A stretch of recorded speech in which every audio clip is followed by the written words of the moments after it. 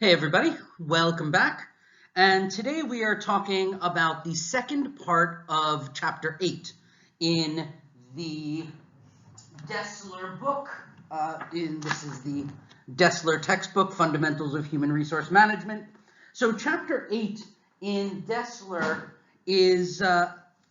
has kind of, I think, two parts in it. And in fact, in the American Management Association book, by, I believe, Diane Anderson. This is chapter 7, Benefits Administration. So the reason that they put them together in the Dessler book is that this is all really the subject of compensation. But the first part that we talked about was about direct and indirect financial payments. So wages, salaries, bonuses, raises, and financial incentives. Things like possible gain sharing, profit sharing. I think we talked about variable pay and single step pay. And then we talked mostly about the idea of relative worth and compensable factors. Those were really the key ideas. There was a 5-step method to determine compensation. And the first, we talked about what you need to have a good compensation program. Internal equity, external equity, approval by management, approval by employees, a system that's flexible, a system that's not too difficult to enforce or too complex to do. Sorry, I always forget the covering on my keyboard. A system that provides for motivation and growth for employees. You know, we had these 12 different factors, and you don't need to memorize all 12, but you do need to know what makes an effective compensation system. And then we talked about, the next really important thing just is this 5-step method of determining compensation. I think we talked about the 4 elements of an effective compensation system. That was equity, policy, legal, and something else, whatever it was. And but as I said, the next important thing to me really is the 5 steps of determining a compensation system, and that is 1, external equity, which we called a salary survey; 2, internal equity, which we called relative worth; 3, compensable factors, and determining how to use either an intuitive or a point system to create some sort of quantitative numerical measurement of relative worth. Then step 4 was to create the pay scale, the pay range. 5 was the wage curve, or maybe it was 6 steps, and 6 was the rate range, or maybe 2 of them should be together, but those were the steps. And then after that, we talked about a little about payment for managers, things like stock options. Then we talked about gain sharing, profit sharing, single step payment, variable pay, merit pay, stuff like that. So now we get into incentives and employee benefits. So the first thing that we talked about in class was a little about motivation. So as we said, motivation needs to be a part of any good compensation plan. We don't just pay people because we have to, or we don't just pay them the going rate of what other companies pay. We want our whole compensation system as a holistic, which means as a big picture, a whole forest idea, to be something that attracts talent, that retains talent, and helps people grow and be motivated to stay at our company and not turn over, or if they do choose to leave with a good attitude and recommend our company to other people, other talent. So we want to understand a little about motivation. This should be review. I think at this level, most of you will have studied some sort of motivation in one of the many university courses you've taken. But just going back into it, we start with so I'll go through this, pretty quickly. But we start with Maslow, and everybody really should know Maslow. That shouldn't be a big surprise, Abraham Maslow's theory of needs. The idea that there's sort of a triangle, and this triangle has 5 levels. And at the bottom, what a beautiful triangle David is drawing with 5 levels. How lovely. So at the bottom, this level 1 over here is physiological needs, which means the body. Things that you need or you'll die. Food, water, shelter, clothes, heat, water. I said water. And as a species, we need sex. We need to procreate or we will die as humans. This is just the stuff we need to survive on sort of a daily basis. Once you have that, then you start to think about what we need this week, this month. So you need more food, more water, a place to store the food, store the water, shelter that is more than one night, money maybe to buy what you need. If you don't have food and water and shelter today, your worry is not next month, your worry is today. And the idea that you need level 1 in order to need level 2. Once level 1 is satisfied, then we move to level 2. That idea is called prepotency, okay? Prepotency process principle, PPP. So prepotency says you don't go to level 3 until you've satisfied level 2. You don't go to level 4 until you've satisfied level 3. That each level is dependent on satisfaction of the previous level. So level 3 being some sort of social belongingness needs. It's not necessarily the need for friendship. It could be belonging to a religion. It could be belonging to a social group. It could be like in China, a lot of people would say, oh, I'm from Zhujiajiao, and someone says, oh, I am too. You're my Laoxiang, you're my countryman, because we're both from the same place. We bond, we belong. And in America, we don't really have that in the same way. If I'm from New York and you're from New York, I mean, maybe if we went to the same high school or we're from the same little town, but in China, there's much more of a countryman or country person feeling. But this idea of belonging to some sort of group. Now, if you don't have food and shelter and water, maybe you're not so concerned about belongingness. Although some studies have shown that in different countries, number 2 and 3 are switched. There are cultures where belongingness is more important than stability, because if you belong to a group, and I might argue that China would be a country like this, where if you belong to a group, you will be taken care of. Someone will take you in and give you food and give you shelter, so you don't really have to have those things in order to achieve belongingness. Once you have level 3, belongingness, then we get to level 4, which is esteem. And there's internal and external esteem. Internal esteem is the feeling that you give yourself because you're proud of what you do, or you enjoy what you do, or you feel good about what you do. External esteem is what in psychology would be called relational value. So if I'm wearing a Rolex and I have a $2,000 suit, let's make it $5,000. I'm feeling rich. A $5,000 suit and a $10,000 Rolex, driving around in a Ferrari with a supermodel or a Victoria's Secret model, and this sort of idea that people would see me and say, wow, that guy must be important. That guy must be, talented, rich, special, whatever. That's a kind of self-respect, but as we know from any number of studies, that kind of thing doesn't actually bring happiness. It's external esteem. Not to say it doesn't give value, it has relational value, which is a certain kind of value. Maybe I hate that Rolex. Maybe I think this suit is uncomfortable. Maybe I don't like that car. It doesn't matter. It still has value in relation to other people who want what I have. So they might look up to me, even if, look, we all know that rich people or celebrities who are famous, who have everything, aren't necessarily happy. That happiness is not directly correlated to possessions or anything extrinsic. That's something that I think we should definitely be teaching in primary school to kids, but definitely sociological studies have proven, and just common sense also, there are a lot of rich people who aren't happy, that having things doesn't make us happy, although having things definitely increases our happiness up to a certain point, right? There's the inverted U curve of utility in economics, the idea that when you're getting more stuff, you do have more utils of satisfaction. Satisfaction in economics is measured in utility.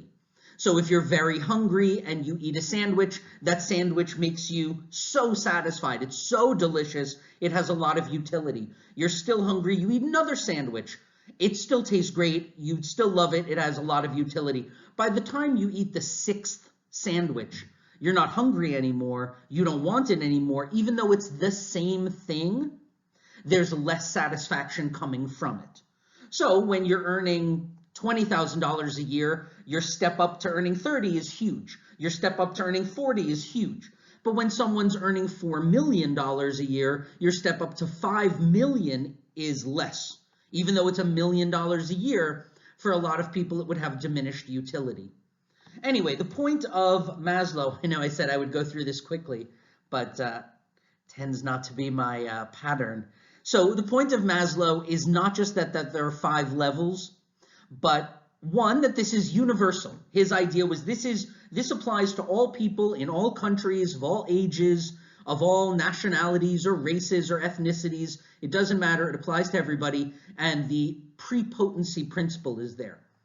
The second one would be to talk about Herzberg. And Herzberg really separated motivation into 2 parts, internal and external, what he called intrinsic or extrinsic, also called hygiene and motivator. Hygiene is external, extrinsic. Motivator is internal, intrinsic. And the main point of what he said is satisfaction and dissatisfaction are not opposites. This was kind of his main thesis. Satisfaction refers to intrinsic. Okay, these are things that satisfy us.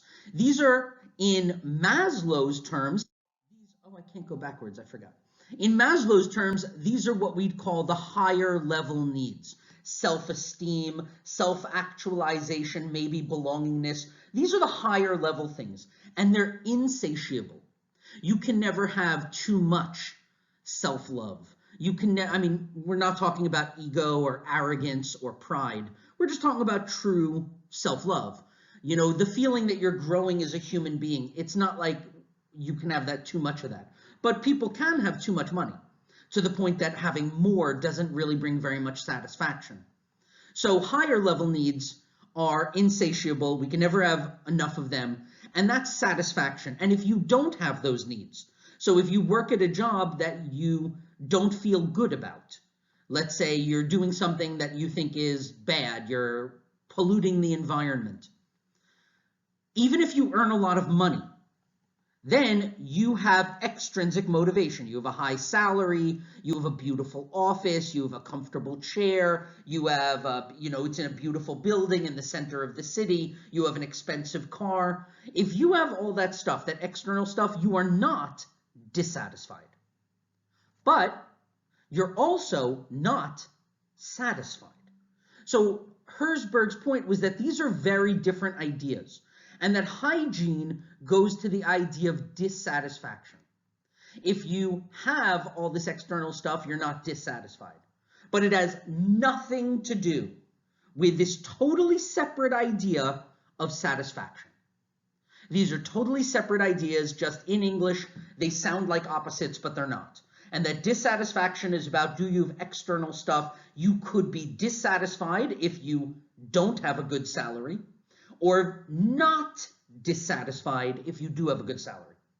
On the other side, there is satisfaction, and you would be satisfied if you have a job that brings you a personal sense of esteem, recognition, belongingness, all of these internal good feelings. And if you don't have a job like that, if you do something that you think is not good for the world, like polluting the environment or harming children or harming animals or something, then you would have no satisfaction.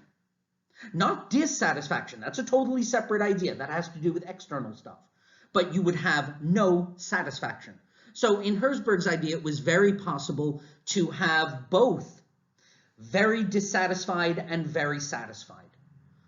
So in that case, very dissatisfied and very satisfied, you would be very dissatisfied because you have a low salary, bad office, not a nice desk, it's cold in the winter, your chair is uncomfortable, it's far away, you're just dissatisfied with all the external stuff.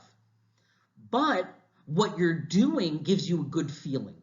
So let's say you're working with special needs children, and every day the children run up and say, "Teacher, I love you, and you just feel so warm and you love to work with them, but you're making very little money and it's far away and it's not a nice building, so you're both very dissatisfied at the external stuff and very satisfied at the internal stuff." Okay, enough said. Next is Victor Vroom's theory of expectancy. And what Vroom said is that it's not really about internal and external. He said it's not about that. It's still about what you need. So we would still call this a needs theory. So far, the three that we've looked at are all what's called needs-based theories. So this is still a needs theory. It's about what you need. But what Vroom said is it's not that you need certain things like food or water or belongingness, or those are too specific. And it's not that you need internal versus external. He said what you need is a cause and effect relationship with three things: expectancy, instrumentality, and valence. So the first idea is expectancy. And expectancy is a relationship that says, if I work hard, I achieve more. Now, if you don't have that in your job, let's say that you work, 60 hours a week, 10 hours a day, 6 days a week, being a salesperson, and this week you get 5 customers. And someone else on your team, they only work 10 hours. They just work 2 hours a day, and they also get 5 customers. Now, if you could work 2 hours a day or 10 hours a day for the same result, are you going to be motivated to work 10 hours a day? Most people would say no. Very few people are what McClelland, who's a different scientist, would call a high need for achievement, high NACH. Those people work because they like to work. But most people are not like that. Most people are going to do what they have to do. So if you could do your job for 2 hours, why would you do it for 10? So we need, for people to be motivated, Vroom said the first thing we need is if you work harder, you achieve more. So you work 2 hours a day, you get 5 customers. I work 10 hours a day and I get 30 customers.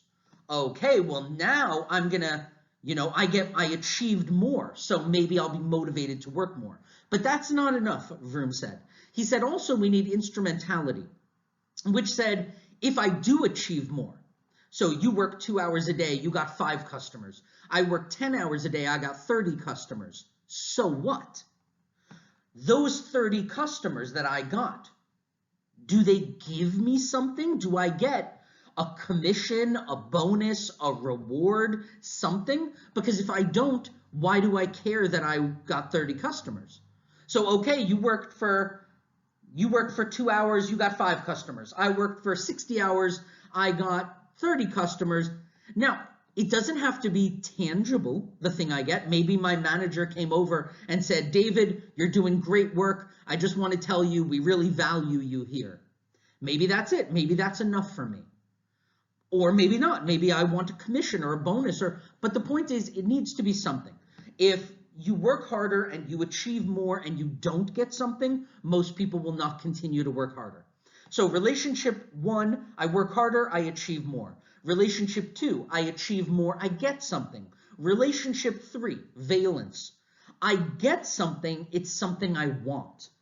So if you work 2 hours a day, you get 5 customers. I work 10 hours a day, I get 30 customers, and the boss comes over and says, "Hey, David, good work." Well, I didn't want that. I'm trying to buy a house or a car or send my kid to school or good work. Man, you got to be kidding. I'm not going to work for 10 hours a day anymore. I'll work for 2 hours a day if that's my reward. It has to be something that I want.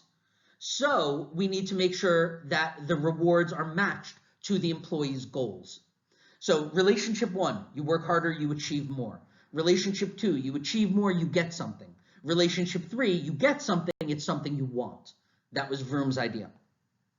The final, well, there's 2 more I want to look at. Behavior reinforcement. This is a guy named B.F. Skinner, and he worked in a field called behavioralism. And what he believed is that All of this stuff about feelings, forget it. We don't need it. It doesn't matter how you feel.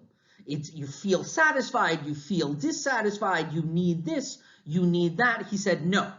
He said, it has nothing to do with feelings, motivation. It has to do with pleasure and pain. And he was doing a lot of experiments on animals. So things like with mice, that if they solve a maze, they get a piece of cheese. And if they touch this wall, they get a shock, and things like that. And what he felt is that people are the exact same as animals. Behavior that leads to a positive consequence for a mouse, it gets a piece of cheese, tends to be repeated. So if you do a good job at work and I come over and say, you did a good job today, here's a bonus of $20. And then tomorrow, you did a good job, here's a bonus of $20. As long as it's immediate, you did a good job, I give you a reward. I mean, you can't tell a mouse, hey, good job on running through that maze, I'll give you a piece of cheese at the end of the month. It doesn't work like that, and it doesn't work like that for people either, said B.F. Skinner. He said it has to be immediate. You do a good job, you get a reward. If that happens, it triggers the pleasure center in our brain. It produces dopamine and serotonin, and we will repeat that because we want the pleasure. Conversely, if you give people punishments immediately, so you're late, right now, you're losing 1 day pay. You're late right now, you're losing a half-day vacation, whatever, right now, immediate. Not at the end of the month, right now, that over time we want to avoid pain. So his idea, B.F. Skinner's idea, was that motivation is just animalistic. It has nothing to do with internal feelings, sort of a contrast to the previous theories we've looked at. The final theory to look at was this guy named Adams, who talked about equity theory. And Adams said, also, it's not about what we need. And it's not about pleasure and pain. Although similar, he said it's about comparisons. That the human brain is a comparison engine. What is good? It's the opposite of bad. What is dark? It's the opposite of light. What is tall? It's the opposite of short. That we measure things in comparison to each other. So it's not what I need. It's what I get compared to you. And that's how I know if I'm doing well or not. As long as I have enough. If I don't have enough to live, of course, I don't really care what you get. I need food and water and shelter and stuff like that. But if I get a salary that's enough, let's say I make $40,000 a year, which is enough, and you're doing the same job as me and you make 60, well, now I'm not happy. Why do you make more than me? We're doing the same job. And what Adam said is the same thing would be true if I made $400,000 a year, more than enough. And I find out that you're doing the same job and you earn $600,000 a year. I won't be happy. What I was happy with just 10 seconds ago, now I'm not going to be happy with because I'm looking at it in comparison to you, not in relation to what I need. And so Adam said, really, they don't think about what they need. They think about what other people get, which is another interesting way to look at it. So all of these theories of motivation are kind of relevant when we talk about incentives for employees. So we started previously by talking about pretty much all of these. We talked about all of these in our last PPT, in our last video. We talked about the base pay. That's the idea of compensation with that 5 or 6 step method that I was just talking about with relative worth and compensable factors. That's base pay. Then there's merit-based pay, which is if you do a good job as measured by some sort of benchmark or compensable factor, then you get bonuses or raises. Single rate pay, everybody starts the same, but there's steps up. Variable pay would be this idea of taking a risk. Like if you achieve this benchmark, then you get this bonus, but if you don't, you earn a little less. Skill-based or competency-based pay are the same idea that you start, that your salary increase is related to learning a new skill, if it's something technical, or learning a new competency, if it's something more theoretical.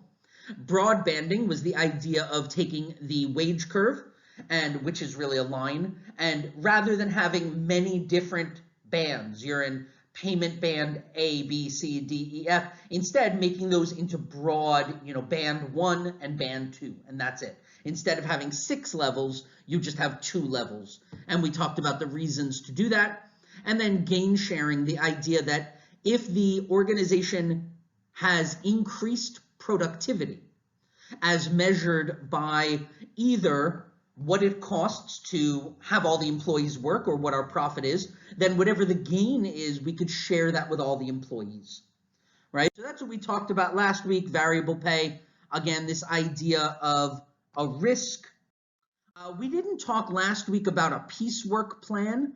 That is definitely the oldest way to pay people, right? And this is, what did you produce? So if you sew buttons on shirts and you get paid 1 RMB per shirt. You do 20 shirts, you get 20 RMB. You do 200 shirts, you get 200 RMB. It's just piecework. It's how much you produce. Obviously, this only works in factories or in manufacturing. It doesn't really work in, you can't use it for like a travel agent, really. It's not, you don't do like a number of things per day. Merit, we talked about in the last one.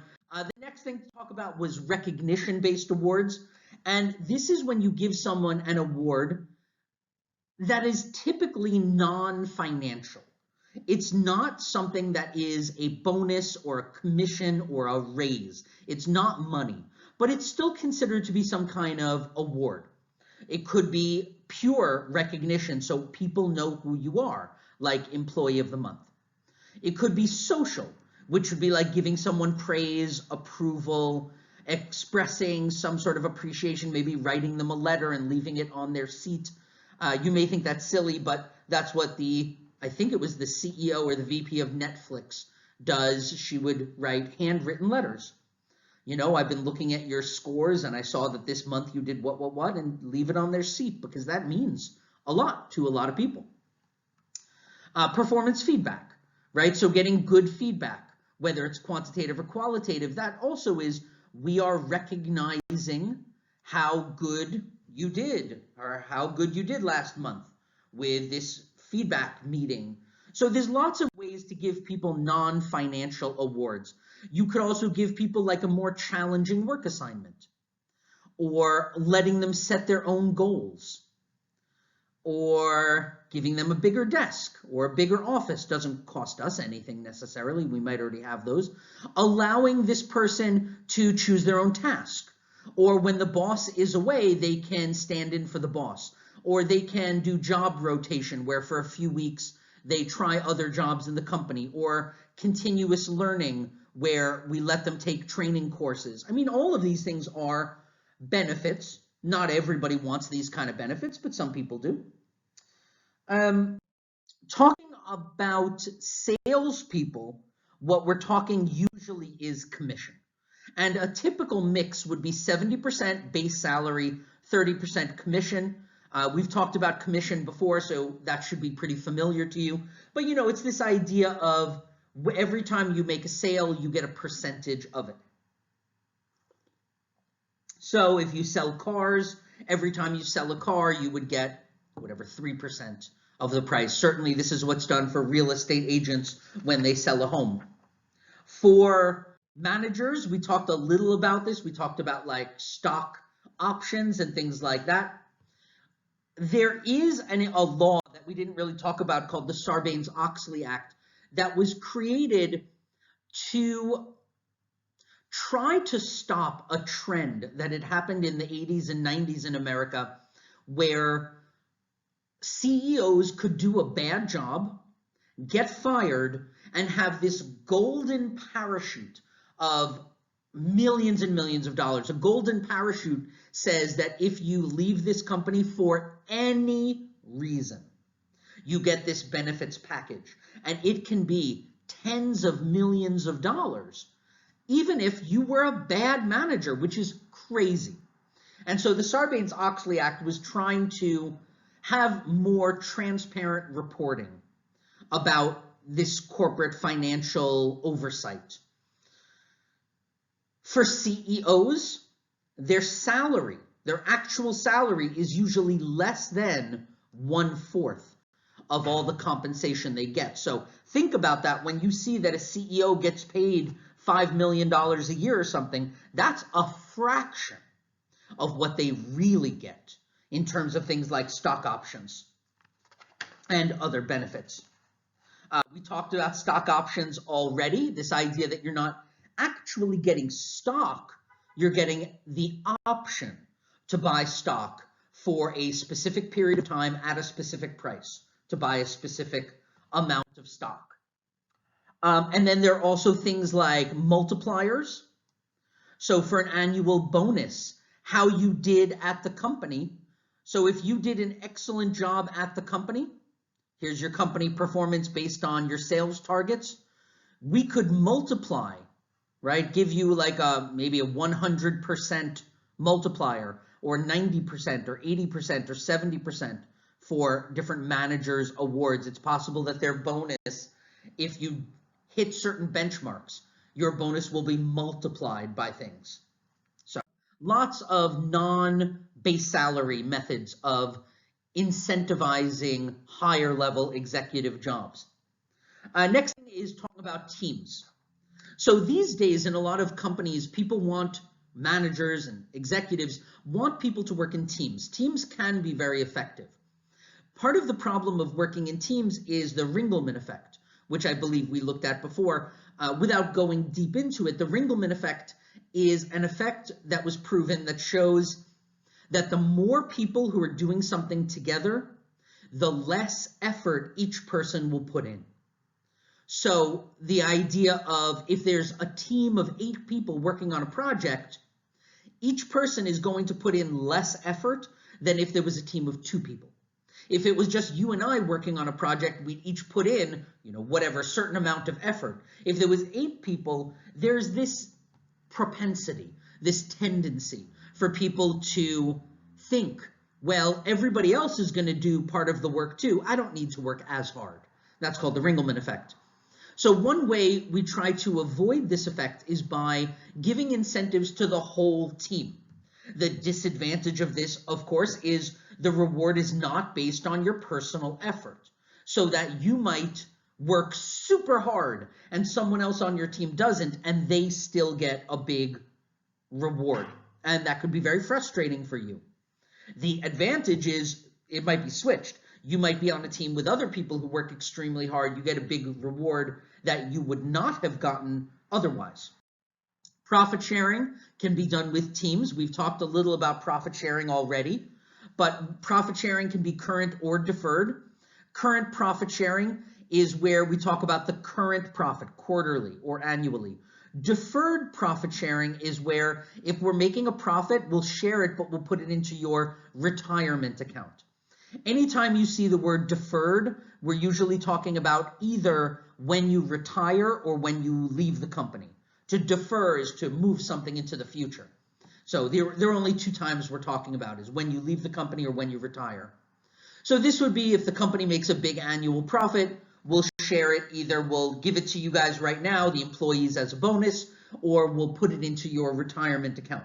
And we'll talk more about retirement in either later in this video or in a second video talking about benefits. Another benefit we can give to everybody in the organization would be something called an ESOP. And ESOP is where we give stock, right? This is stock ownership. This is not a stock option. This is actually giving stock. So this is where the company would contribute shares of its own stock to a trust that is established to buy the shares for the employees. So a trust, we don't need to get into the law of what a trust is, but wills and trusts is an area of law. And what it is think of it as like a separate bank account that we don't really control. It's just safe. It's a safe bank account that is going to buy some shares of stock and give it to the employees. And it will hold it. Okay, it will hold it. It's deferred until you retire, or until you leave the company, or until it vests. So there are three choices with giving employees stock. One, we give it to them when they retire. Two, we give it to them when they leave the company. And usually there's a rule like you can't just take the job, get the stock, and leave next week. You have to work for at least 1 year or something. Three, it has to vest, which means you worked long enough. So we might just have a rule that says if you worked for 1 year, you get this stock. Or you get 10% after 1 year, 20% after 2 years, 30% after 3 years. We can structure it however we want in HR, but the idea is we want you to earn this. So we're going to give you, like, think of something like Apple, Google, Facebook, any of those companies. At the beginning, their salaries that they paid the employees were almost nothing. But they had these stocks, these ESOPs. It wasn't a stock option, it was an ESOP. So they would say, if you work for us for 2 years, 6 months, whatever it was, then you get these stocks. And you're just kind of risking or gambling that at that time the stocks will be very valuable. In all of those tech stocks, they gambled correctly. I knew somebody who worked for Microsoft when it first opened, and he was like in his young 20s, and he worked there. He made no salary and just got stock options. He retired a multimillionaire at 40, just from having gotten stock from Microsoft, when he was in his 20s. So those things are very real options or opportunities for employees who believe in the company. There are lots of benefits to giving stock. There are benefits to the company. The company receives a tax deduction. I'm not going to ask you to know anything for the test like what is the tax deduction equal, but they can get a tax deduction for the stock and for the dividends. You don't need to know that for the final, but just so you know, there are benefits for the company. The employees who get the stock, they're not taxed until they take it out, and that's usually at retirement. And according to ERISA, which we'll talk about later, the company can actually borrow money at the bank against the value of the stocks, even though the stocks are in a trust. Now, if you understand what that means, great. If you don't, great. It doesn't matter. If you have a question about it, ask me. Definitely not something you need to know, but the point is there are benefits for the company and for the employee. We already talked a little about gain sharing. The Scanlon Plan or the Rucker Plan or ImproShare are examples of popular gain sharing plans. So in the Scanlon Plan, remember the idea of gain sharing is it's not really about how much profit we make. It's about our increase in productivity. So if right now it costs our companies $10,000 a month for all the employees and everything we give them, and we make $15,000 a month. If the employees together can get our costs down, let's say instead of $10,000 a month, we get it down to $8,000 a month, that $2,000 a month difference, that's our gain in productivity, and we will share that with all the employees. So the Scanlon Plan is a popular plan. It says, it tries to get rid of the us and them attitudes between the managers and the employees. So the idea is you're not just employees working for our company. If you can get the costs low, it's not like the managers or the CEO make more. You make more because you're part of this company. So you should help us. Give us ideas. You're the employees who work every day on the front lines with the customers. Tell us how we could get our costs down. And to do that, it's important that the employees understand the mission and the purpose of the company. It's important that the employees have a high level of competence. It's important that the employees have committees to discuss this, to give their ideas to the CEOs. And it's important that the employees understand how the benefit they get is calculated. If we save $2,000 a month, the employees need to understand exactly how much of that goes to the CEOs and the managers. Gain sharing plans are high trust. It really is trying to get the employees to understand we consider you to be part of this company, a necessary, maybe the most important part. You teach us how to get our costs down, and you will share in the benefit, and we'll show you how, and it'll be totally transparent. A little different than variable pay, which was the idea of the at-risk payment plan, where we say, listen, it's, you have a benchmark. You meet that benchmark, you get some big bonus. You don't, you make a little bit less. You're just going to take the risk. Okay, let's begin to talk about employee benefits. So we start with the idea that benefits are a critical part of every compensation package. A lot of times when people think about compensation, what they're thinking about salary. But if you're working in HR, you understand that there's so much more behind the scenes. Things like paid time off, health care, insurance, child care, education, all of these different benefits that really form part of a package that the employees don't need to worry about because we in HR have researched it and we understand it. I think we talked a little about what is the most important benefit. And people said training or teaching or a lot of people said vacation, but actually most working people would consider healthcare to be the most important. And I'll tell you, as somebody who's both been a student, been a teacher, been a lawyer, a worker, and I've worked in a lot of different companies before I became a lawyer, healthcare is critical. And when you don't have it, that's when it's really scary.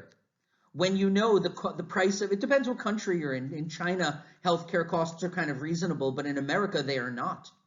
And if you really got sick or were in some sort of accident, people lose everything. It's really scary. Healthcare is very expensive, and so healthcare benefits are really critical. And very few people, 34% in this study, were satisfied with their healthcare. This is a major expense, right? Benefits account for up to 40% of wages and salaries. Almost a third of all the money we pay out in a company goes to benefits. So it's a lot bigger than a lot of employees think. There are generally 6 areas of benefits. So there's trends, we'll talk about momentarily, like what were benefits like in the 40s, 50s, 60s, 70s, 80s, 90s. Then what's the objective of a benefit program? What benefits are required by law? What are benefit plans? How, as an HR manager, you would select an insurance carrier, and then different funding options for insurance. So let's start with trends. The idea is we want to minimize the financial impact of all these benefits while we want to maximize the value to employees. This idea began really during the 60s. So before the 1960s, compensation packages were pretty much, you get your salary, you get your health care, the end. And it was a pretty big part. I mean, if we're talking early, like 1910s and 20s, there were no benefits. There was nothing, right? Unless you had a very high level job, you got your salary and that was it. You need to go see a doctor, you pay for the doctor, that's it. Once we get into the 30s and 40s, we get into more regulation and we get into more industrialization, bigger factories, more people moving into the cities and urbanization. That's when workers were really just having no power at all. And so the government in America started to step in and create some regulations about things like the Fair Labor Standards Act that we saw, that what is a minimum number of hours or a maximum number of hours, rules about child labor, things like that. But it wasn't really until the 1960s that benefits became something that is a package that people look for when they look at jobs. So at this point, you started to get retirement programs being required. So before that, only executives had retirement programs, really. But you had, in the 60s, you had more Social Security was put into place before. That was after the Great Depression and FDR's New Deal. in America. But in the 60s, the government gave more medical benefits. They gave life insurance. They gave required mandatory vacations and holidays and sick days. All of these things that became much more of a desirable package. Now, at this point, benefits packages, really until kind of the last 20 years, were made for what we thought of as the American suburban family.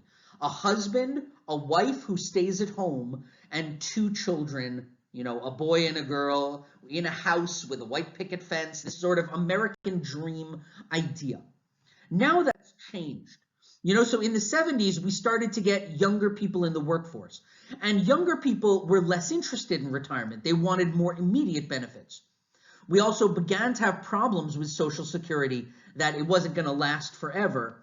And things like dental coverage, visual for eyeglasses coverage, health coverage became more important. So there was a movement towards more health care, less retirement, and more immediate benefits. In the 80s, late 70s, early 80s, there was the beginning of flexible benefit plans. And this is when companies started to begin to worry about the cost. Because now you had better health care, retirement, life insurance, vacations, childcare, training, education. It started to get very expensive. And employers also realized that people are starting to look more at the benefits package when they look at jobs. In the 80s and 90s, a lot of these benefits were being reduced. So retirement plans were studied. Companies were trying to reduce benefits. Employees were asked to pay for more of their own benefits. And organizations were trying to save administrative costs by having benefits. This is when you started to get outsourcing.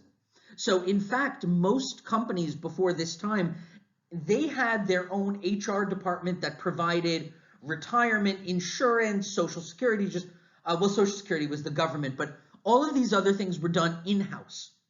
And then in the 90s, you had companies that were like a retirement benefit company.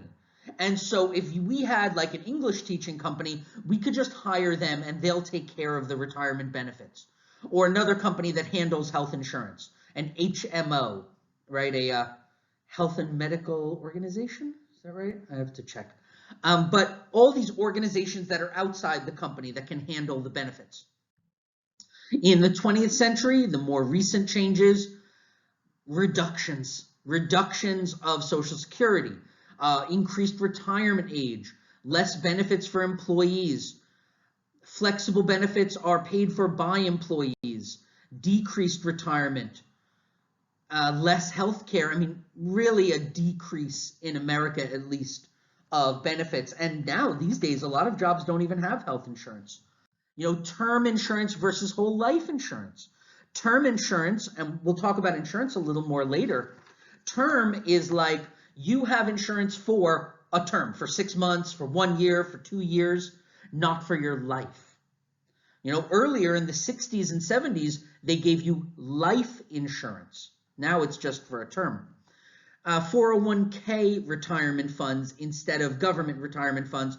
401k has advantages for tax benefits, and it's a defined contribution. Again, we'll talk about retirement later, but the idea is when you put money into your retirement, the way retirement usually works, just generally speaking, is if you work at a job, they will give you an option. Every month, you can put a certain amount of money into a separate bank account that you can't touch called retirement. And you have an option of, sometimes it's a dollar amount, like up to $2,000 a month. Sometimes it's a percentage, up to 10% of your salary. But you can put a certain amount of money in.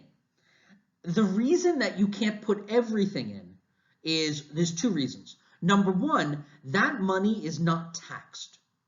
So you get a big benefit there, right? So taxes can be very high. When I was a lawyer in New York City, my tax rate was 40%, 40. And that at one job was without healthcare. No healthcare, 40% tax. So, taxes can be really high. And if you put this money in your retirement account, not taxed. They don't want you to, the government doesn't want you to do that with your whole salary. Second reason is this idea of contribution. And that means when I put in, let's say I have a 1/2 contribution, I put in $2,000 each month. My company would give me as a gift half of that. So if I put in $2,000, they will give me $1,000. Tax-free, they put it in. If I put in $1,000, they give me $500. Some companies match it. You put in $2,000, they put in $2,000. That's gold right there. If you can find a company that does a matching 401k, I mean, this is why these benefits become really important. You can save a lot of money at like your first job. And, you know, as somebody now who really has gone through jobs and education and stuff, I have seen how few people have any sort of retirement savings. So to be able, when you're in your 20s or 30s, to put a couple $1,000s every year into your retirement account and have your company match that, within a few years, you're talking about tens of thousands of dollars. It's really important. So that's a 401k. Then there's annuities, which are things like mortgages, insurance payments, pensions. And that's more popular now. Like mortgages were less done in the 60s and 70s. More people would buy their house outright. But of course, a house then might cost $60,000, where a house now might cost $800,000. So people can't buy it outright.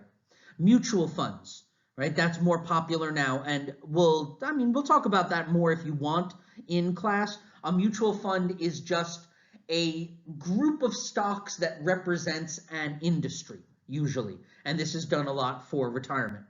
Wellness and alternative medicine is more popular now, and EAPs. EAPs, which we'll also talk about later, are groups of programs that are like, they started with treatment for drugs and alcohol, particularly alcohol. They started that way as alcohol treatment programs, but now they've developed into all kinds of programs that involve anything with mental health, usually. Something with therapy or needing special assistance with childcare or things for employees, but they're really important now. So overall, the costs, if we're looking at the average company, about 70% of the costs come from wages.